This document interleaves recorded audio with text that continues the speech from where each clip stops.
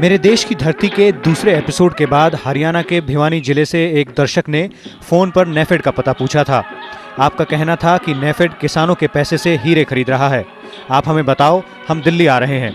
हमने आपको ये कहकर समझाया कि नेफेड हीरे नहीं खरीद रहा, बल्कि एक श्री गुरु स्वरूप श्रीवास्तव नाम के व्यक्ति ने नेफेड से 225 करोड़ लिए हैं और उनके पास डायमंड प्लाजा नाम की बिल्डिंग है। हमारी तहकीकात जैसे जैसे आगे बढ़ी, आपकी ही बातें सच हो गई। नेफेड ने किसानों के पैसे को हीरे के व्यवसाय में भी लगाया है।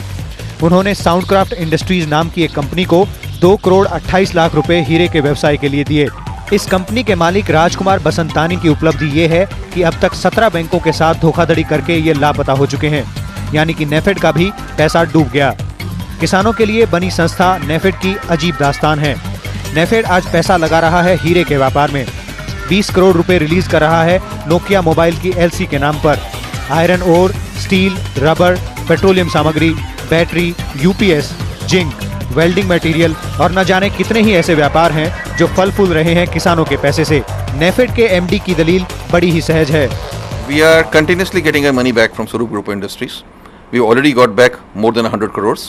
It's already come back to us, and even continuously every week money is flowing back to us. So what Swaroop Group Industries is doing otherwise, that is not a concern.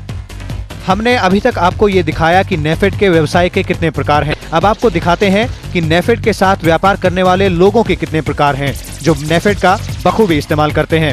NAFED के साथ व्यापार करने वाले ये व्यापारी इतने चतुर हैं कि सुनामी जैसी आपदा को भी अपने बचाव में इस्तेमाल करने से बाज नहीं आ रहे हैं। ये महानुभाव है वीकॉन इंपेक्स के मालिक विजय श्रीवास्तव। इनकी दलील है कि सुनामी के कारण ये अपना माल भारत नहीं ला सके। नेफेड की पैसे से ड्राई फ्रूट्स और हींग के व्यवसाय में लगे रित्तल इंपेक्स और कृपा ओवरसीज के नाम पर आयरन स्क्रैप की दुनिया में गोते लगा रहे हैं। जिस काम के लिए इन्होंने नेफेड से 10 करोड़ रुपए लिए थे, वो आज तक वापस नहीं किए हैं। ये सज्जन हैं राजेश खन्ना, जो कि रित्तल इंपेक्स और कृपा ओवरसीज लिमिटेड जैसे नामों का बखूबी इस्तेमाल करते हैं। बात यही खत्म नहीं होती। इनका जो नेफेड के साथ समझौता है, उसके अनुसार नेफेड माल बाजार से रित्तल इंपेक्स के इंडेंट के अनुसार खरीदकर अपने गोडाउन में रखेगा और रित्तल इंपेक्स नेफेड से माल खरीदकर बाजार में बेचेगा। लेकिन हो रहा है इसके बिल्कुल उलट। नेफेड रित्तल इंपेक्स को ही पैसा दे रहा है माल खरीदने के लिए और ये भी अनुमति दी है कि रित्तल माल अपने गोडाउन में ही रखे। 19 जुलाई 2004 को पार्लियामेंट में कृषि राज्य मंत्री ने एक सवाल के जवाब में कहा था कि नेफेड पेट्रोलियम क्षेत्र में व्यवसाय नहीं करता। मात्र 1 महीने बाद उसी तारीख को अर्थटेक इंडस्ट्रीज को पेट्रोलियम प्रोडक्ट के लिए नेफेड ने 2 करोड़ 13 लाख रुपए दिए। सबसे चौंकाने वाला तथ्य है नेफेड और अर्थटेक इंडस्ट्रीज के बीच व्यापार के तौर तरीके, जिसमें सारे नियम कानून अर्थटेक की सुविधाओं के अनुसार किए जाते हैं।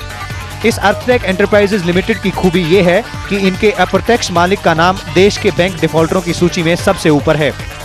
देश के घोटालेबाज अग्रिम स्थान रखने वाले ओपी अग्रवाल और नेफेड ने एक दूसरे के साथ लेटर ऑफ क्रेडिट को माध्यम बनाकर बखूबी साथ निभाया है। अर्थटेक इंडस्ट्रीज ने लेटर ऑफ क्रेडिट कुछ ऐसे बैंकों से बनवाया जिनकी विश्वसनीयता पहले से ही संदिग्ध है। ये है वॉल स्ट्रीट बैंकिंग कॉर्पोरेशन यानी कि WSBC, जो कि एक छोटे से द्वीप पर स्थित है। दूसरा बैंक है रेनफ्यू सिक्योरिटीज बैंक RSB, जो कि साइप्रस में स्थित है। और ये दोनों bank export credit guarantee corporation ECGC की नेगेटिव लिस्ट पर हैं। विशेषज्ञों का मानना है कि इन बैंकों की LCs की विश्वसनीयता बिल्कुल नहीं है। नेफेड और नेफेड द्वारा नेगेटिव लिस्ट वाले बैंकों की LC पर बेझिझक फाइनेंस की गुत्थी हम अपने अगले एपिसोड में सुलझाने की कोशिश करेंगे।